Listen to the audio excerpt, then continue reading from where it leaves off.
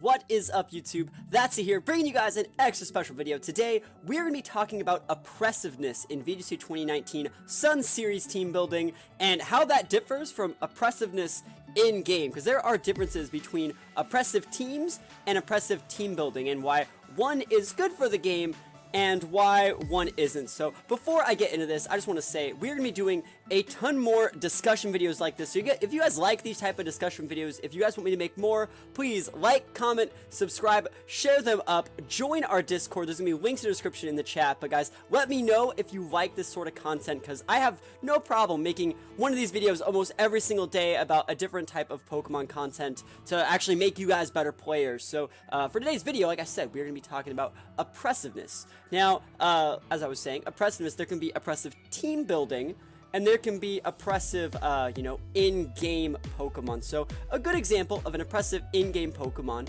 would be Talonflame from 2014. So, Talonflame was an oppressive Pokemon because, its use of Gale Wings can pin other Pokemon. Like, you can't switch in on a potentially banded Talonflame, and, you have to respect that, and sometimes just fodder your Pokemon, and just, then send something out to deal with it after, it's broken its Gale Wings. Well, now I guess it's broken its Gale Wings, but you know what I mean? A good example of an oppressive Pokemon is a Pokemon who's so strong, you have to respect it that turn. An oppressive team building is generally a much worse thing, because, like, an oppressive Pokemon is just playing around pins and a whole nother thing. That's a topic for another video. But an oppressive team building, now, that is one of the problems, I think, probably the biggest problem with the VGC 2019 Sun Series formats. It's very similar to 2016 in that, this team that we're showing here, for example, Kyogre, Serena, Ludicolo, Tornadus, Xerneas, Incineroar. It's the fabled Reindeer team. You guys have seen this all over ladder. I'm sure this exact team, if it hasn't been used yet, I'm going to make a case for why this isn't just the best team in the format, I guess, in this video. So, this team is incredibly oppressive.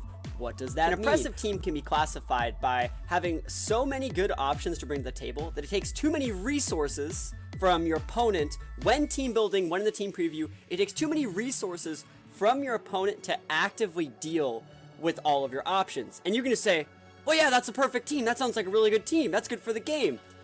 It kind of is, it kind of isn't. Depends on when the team's created in the format, and there's a bunch of other factors in that. But, so this team right here, it's really oppressive because, let's just talk about it. This team is almost perfect for this Sun Series, right? It's, like, the best example of how to use Kyogre. It's gonna be Scarf Kyogre. Serena protects you from priority fakeouts. Ludicolo has its own fakeout if you need it, as well as huge speed and can one-shot other ogres. Tornadus gives you the Tailwind. Xerneas gives you the Geomancies, and Incineroar has, the Swiss Army knife of Pokemon over here. Just everything you need to succeed. Fakeouts, roars, fire damage, knockoffs, all that good stuff.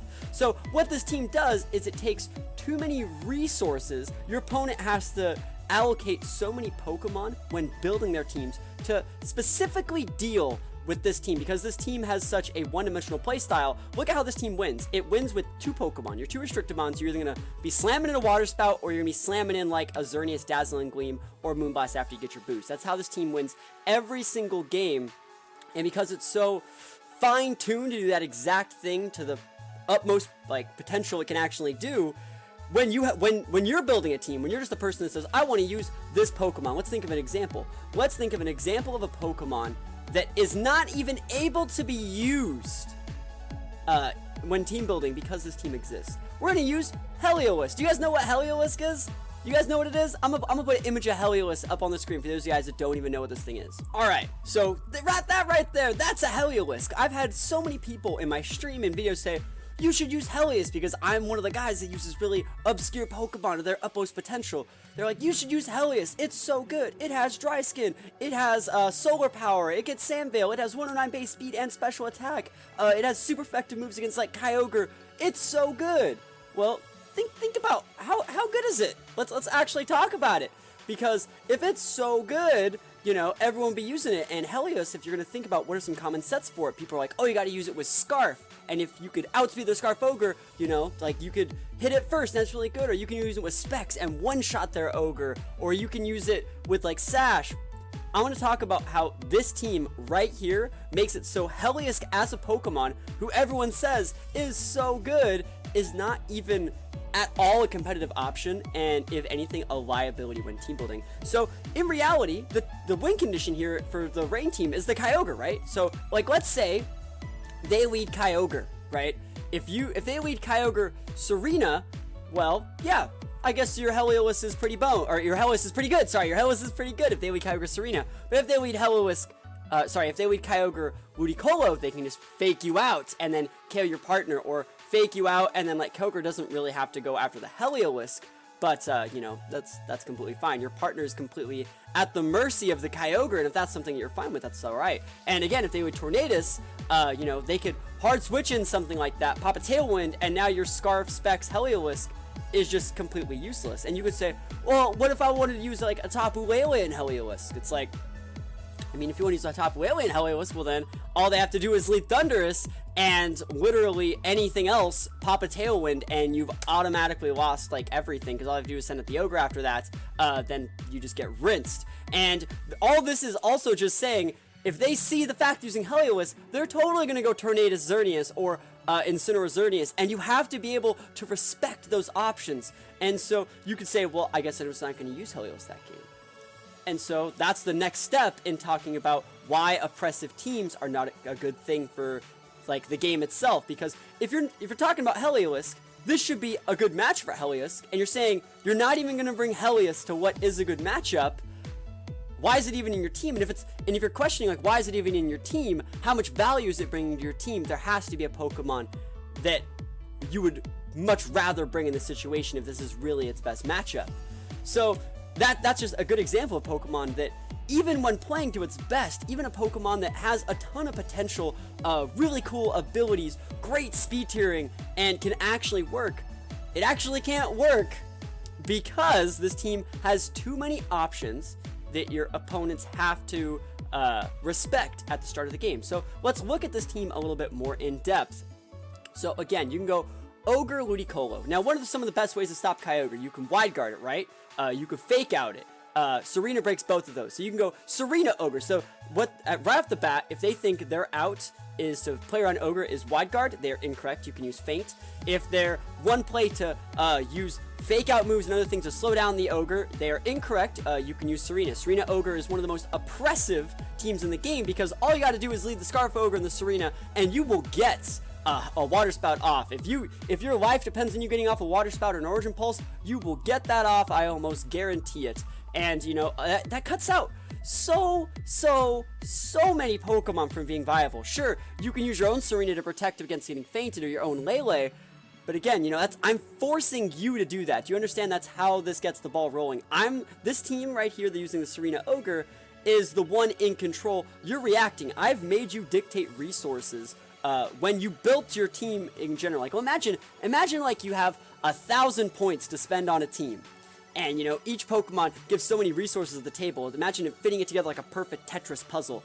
You have to dictate resources to be able to deal with my leads. And the things that can beat the Serena Kyogre lead aren't necessarily the same things that beat the Kyogre, any of these other 5 Pokemon lead. And the funniest thing here is the things that beat the Kyogre lead do not beat the Xerneas lead. They're almost exact opposites. So we're going to talk about that. So the things beat Serena Ogre, right? Like, you know, the things that would beat the Serena Ogre is really bulky Pokemon that resist water typing.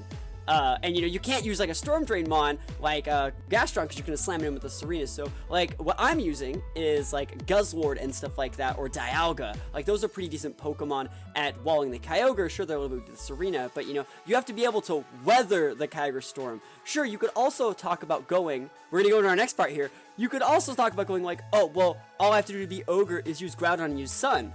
Well, if I were to lead Kyogre Tornadus, that Sun play doesn't work anymore, because all I have to do is just use Priority Rain Dance with Tornadus, and you're back to losing both your Pokemon in the first turn. And again, if you want to be that guy that says, fine, I'll just lead Groudon and Incineroar, and I'll fake out your Tornadus, well, all I have to do that turn is just switch out Ogre versus Serena. I could actually get it with popping a Tailwind that turn instead of a Rain Dance, and then I'm like even more ahead when it comes to the rest of the game, because the next turn my Serena can U-turn, I can hard switch back in my Ogre, and you're still just as boned as you were before, but actually you're even more boned because your board is now Incineroar Groudon versus like the Rain team from hell, and Kyogre is ready to roar. So again, the things that beat the Serena obviously just do not work against the Tornadus, like, because Tornadus has the priority Rain, it has the priority Taunts, it has the priority Tailwinds, all to get access to Hurricane. So like all those bulky grass types that you're going to try to use to wall the Kyogre, well, Tornadus can actually come in and deal a ton of damage to them. And also, I haven't even talked about the fact that this Kyogre doesn't even have to be Scarfed. Like, it probably should be Scarfed, but the thing is, that's another thing. You have to respect my option to be Scarfed when you look at this team in the team preview. So we're going to talk about the last of the 3 main Kyogre variants this team can lead in the Ludicolo Kyogre. So again, if I want to go Ludicolo Kyogre, instead of having that defensive play where I can reactivate Rain Dance, I can protect myself from priority moves with Serena's Queenly Majesty, or feint through them to break their guards. What I can do with Ludicolo is like, oh, you want to use Fake Out? Well, I have one of the fastest Fake Outers in the game because of my Swift Swim, so I can not only Fake Out whatever I want, I can Fake Out your Fake Outer and then just absolutely destroy you with the Water Spout. Like, oh, you want to lead any type of Kyogre team against me? I can one-shot you with Grass Knot. Oh, you want to lead Groudon? Unless your Groudon has a ton invested in speed, which means, like, it might not be good against Ogre in certain situations. Like, I can one-shot you with Grass Knot. Like, Groudon just totally loses to Ludicolo, and Ludicolo is probably one of the reasons I want to make this video. I might make an exclusive video on Ludicolo in the future, just talking about how Ludicolo itself is a really, really oppressive Pokemon. You look at Ludicolo's usage all the way back to like 2011, and we could talk about just having Ludicolo exist in the format creates unhealthy situations, but Ludicolo itself is more of an oppressive Pokemon, not necessarily oppressive team building wise. Just throwing a Ludicolo in your team isn't always a good idea, but in this type of team, it creates what we call like a perfect storm.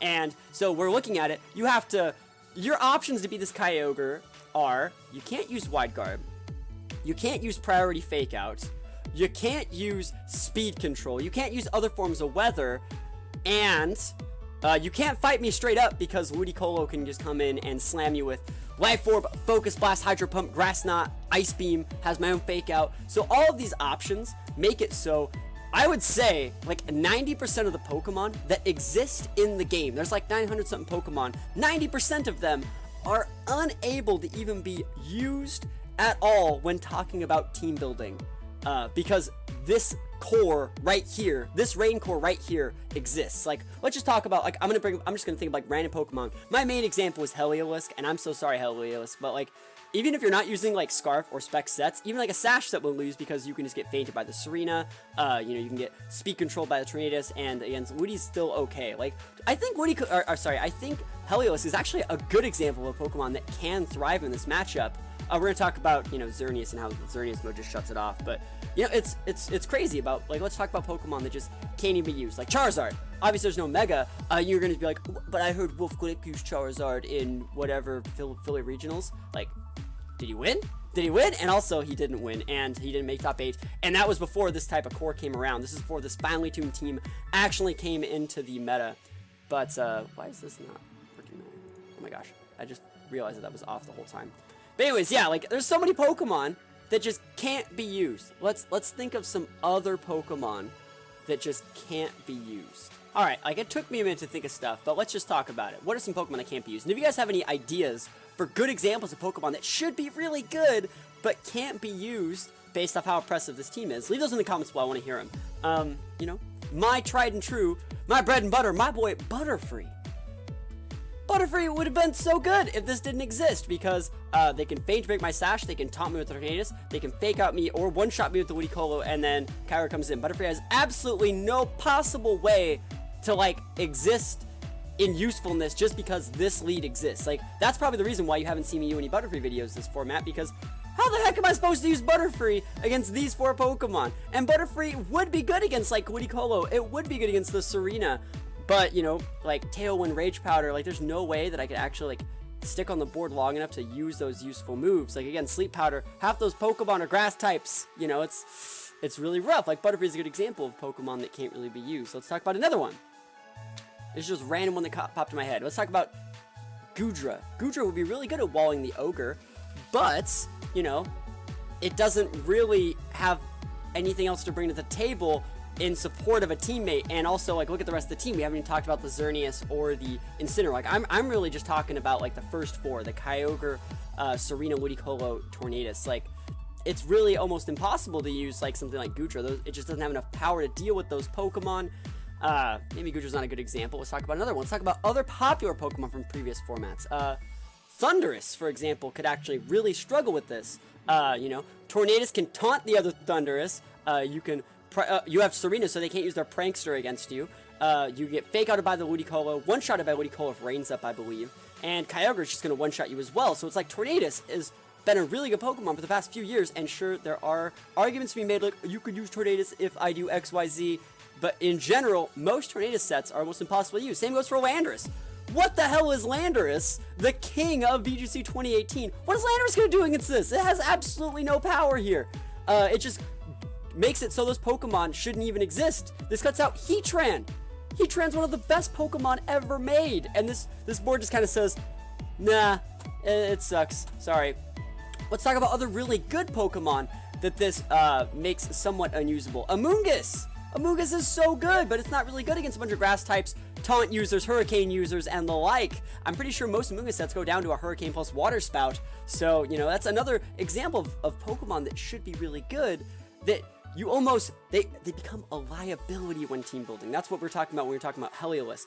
It's not that you can't use it. Sure, you can use it, but you're not going to be able to bring it to as many matches as possible. And if you put a Pokemon in your team and you're not bringing it to matches, it shouldn't be in your team. That's if you want to win. If you want to be the best, like no one ever was, you need to make a team that has exactly what you need to succeed.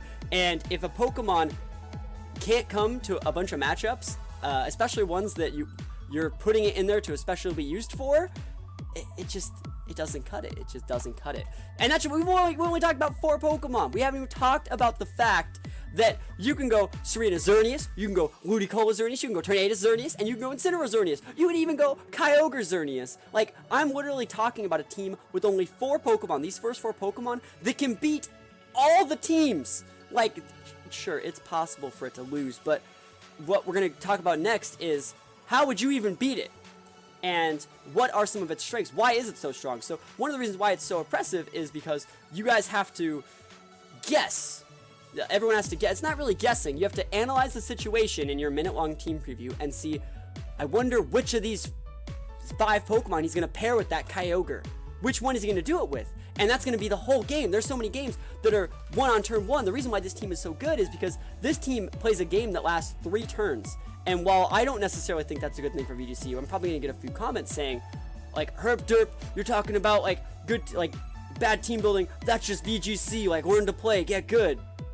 Now, this is a team that plays a game that takes 3 turns. You either get your Geomancy off and win in 2 turns, or you use 3 water spouts, assuming one of them gets protected or switched to mitigated. So this is the type of team that wants to play a 3-turn game, at least in my opinion. Like, I play a crap ton of Battle Spot battles. You guys see, I know exactly what's up. And this type of team wants, and who doesn't want to win in 3 turns? Of course, if you had the option to win in 3 turns, of course you'd probably take it. No one would fault you for that. But is that really VGC? Like, if we think about VGC at its core, I'm thinking more 8 to 12 turn games are what I like to think. Like methodical switching, board positioning. This type of board does not care about that. It really only cares about the Oki, which is like the 50-50. What are they going to lead with? You know, think about it like a fighting game. If you hard knock down someone in a fighting game, they're laying down there. When they get up, are they going to get up and attack? Are they going to get up and block? Are they going to get up and use like a special move? Are they going to produce something completely unpredictable? Are they going to get up and counter? Those are some options that you can do in a fighting game. It's called the Okizeme, you know, and I feel that it really does apply to Pokemon in this regard. What lead am I going to pair with my Ogre? Because, you know, you could have a bunch of options on your team as well, and it's probably possible for me to see which one of these things you can't beat and lead. You know, it's up to me. You know, because if you're using mods like Heliolisk, it's probably not going to be that hard for me to find the one lead that you actually can't beat. But, you know, even if you can beat every single one of these leads, even if you can beat every single one of them, even if you dictated your resources perfectly when building your team, and you put in all the work and you train to be the best, you still have to know which one of these I'm going to go with. You still have to know. What if I were to lead Kyogre Tornadus, and you were to lead, like, you know, something that really did beat that. Like, really beat it. All I would have to do is hard switch in the Serena, protect my Tyranius from potential fake out if that's your big play, because I'm not gonna lie, that's the only way that you stop a Tailwind, right? You have to. So let's talk about this. Let's talk about a situation in which I would just be fine against like even the worst case scenario. Like the worst case scenario, I have to fodder one Pokemon on a switch and play a very passive turn 1, fodder a Pokemon, go behind momentarily, but then I just come back out with the Ogre. I have the speed control, your weather's gone or what have you. Your whole turn 1 all in play. I weathered it and I'm going to be able to body you right back. Like I haven't even talked about items on any of these Pokemon. Like obviously the Ludicolo is going to hold a Life Orb. Kyogre's going to be holding the Choice Scarf. Serena can hold like berries, eject buttons, a bunch of different stuff like that. Tyranius can hold berries, can hold a Sash. There's no Sash user in this team. Incineroar can hold berries, can hold a bunch of stuff like that. I've actually seen Mental Orb Incineroar. It's incredibly hilarious making that thing work. So you can always roar out the Xerneas, and Xerneas holds the Power Herb. But there's just so many things that this team can do. And its biggest strength, its probably biggest strength, like I was talking about, is that you guys have to guess which one I'm going to do. And I can do so many different things. And this team can do like 3 or 4 different things, which is the 4 Pokemon that I mentioned. Like, let's talk about Xerneas for a minute. I talked about the strength of leading Serena Ogre, Ogre Tornadus, Ogre Ludicolo. Like, Xerneas works with all of those almost better. Kyogre Xerneas is incredibly oppressive, because if you just don't have fake out users, you know, I can also just hard switch out my Xerneas for the Serena and pop the Water Spout if your fake out, if your big answer to my Kyogre is leading like an Incineroar and something else that's like, if you would like Incineroar and, you know, something else that's potentially weak to water or takes neutral damage from water, or something like, let's talk about a Pokemon. Something that's not, like, if you were to lead Thundurus Incineroar, and I were to lead Xerneas, Xerneas Kyogre, all I would have to do is hard switch out my Xerneas for Serena and pop a Water Spout. I could also switch out my Kyogre for Serena to block you from taunting or thunder waving and go for a Geomancy if I wanted to. And that's another 50-50 that you have to guess correctly. You're the person that has to guess that. I don't have to guess anything. Like, my play works regardless of what you do. You just have to think about how much damage you want to take. You know, you just have to think about how greedy you want to play to minimize the damage I'm sending. You still are going to get bodied by it. So, you know, Xerneas is really good with Kyogre. Xerneas is really good with Serena. Xerneas is really good with Ludicolo when fighting against other rain teams, because you're going to use their rain against them. You have the big fake outs if you need it. Ludicolo is always going to outspeed Incineroar, so even if their big answer to Xerneas is an Incineroar, you could always fake out it. And again, you can always protect Xerneas, hard switch in a Ludicolo, and then fake out the Incineroar next turn after they've blown their big turn 1 play and go for a safe Geomancy so they can't roar you. You know, Xerneas with Tornadus is good because you can taunt their taunt users. You can go for Protect Tailwind and then go for a really safe Geomancy because you're going to have your boosts. And again, Xerneas Incineroar is one of the best leads in the game. Gives you the fake out, gives you the intimidate, and just gives you a ton of offensive pressure. You can always roar their roar users and what have you. So this is the perfect example of a team that has too many options.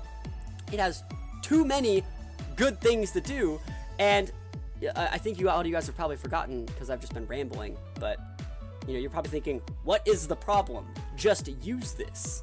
You know, why don't you just use this instead of complaining about it? And I don't think I'm trying to complain here. Hopefully that's not the intention that I'm giving off, but the problem is, for a meta to evolve and get better and get healthy, teams like this that are so perfect and have so many win conditions through any course of the game. Remember, this team can steamroll a game in 2-3 turns, it's over.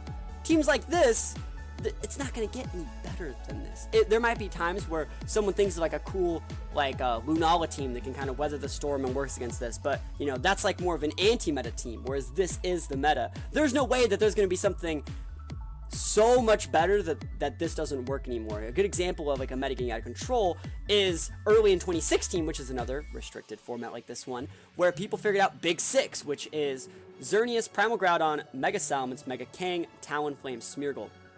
And the problem with Big Six is it got discovered in like January, and there was no reason, maybe even a little bit earlier, maybe like the end of December.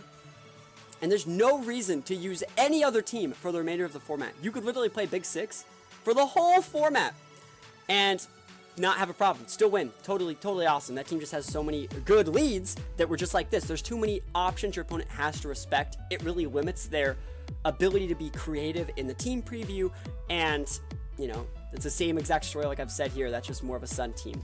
And I would say the Big Six is even more oppressive than this team, just because, you know, it makes it so moves can't be used, like with the Primal Groudon. But that's a whole nother topic for a whole nother day. I just wanted to talk about the fact that I just don't think that oppressive team building is a good thing for the game. Having oppressive Pokemon in the game like Ludicolo is fine. Having teammates that make Ludicolo perform to its fullest potential, that's fine.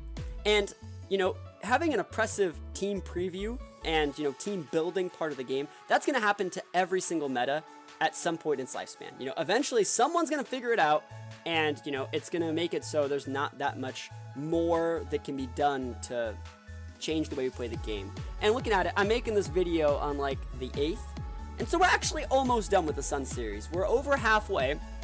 I think it ends in like the end of December or something like that. So it makes sense that I think someone would figure out a team that can just do pretty much anything. And it's not, I don't have a problem with that. It's just that, you know, as a content creator, it's really hard to use random Pokemon in creative ways when teams like this exist. You know, you guys, I just want to, maybe I'm making this video just take a little bit of blame off myself, because, you know, I want to use weird stuff. I want to use random Eviolite mons. I would love to use Porygon 2. And that's not even random. Porygon 2 is good. Let's talk about it. Like, I would love to use Butterfree. Butterfree is a good example here. I'd love to use Butterfree, guys. But how? How? Please tell me. Please tell me. How do I make Butterfree work against this? How do I do that? And again, you could say, like, get good.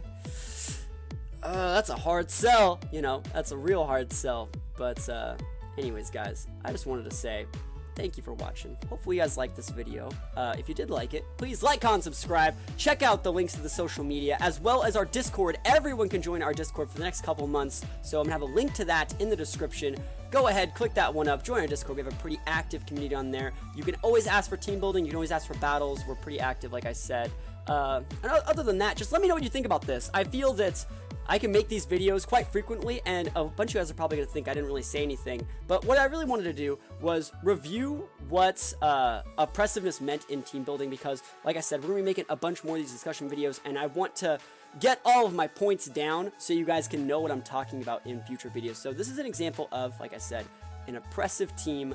I don't feel that oppressive team building is a good thing for the game, and, you know, hopefully we can find ways as a community to get around it and, you know, make everything better. So thank you guys for watching. Hopefully you enjoyed it, and I'll see you guys next time.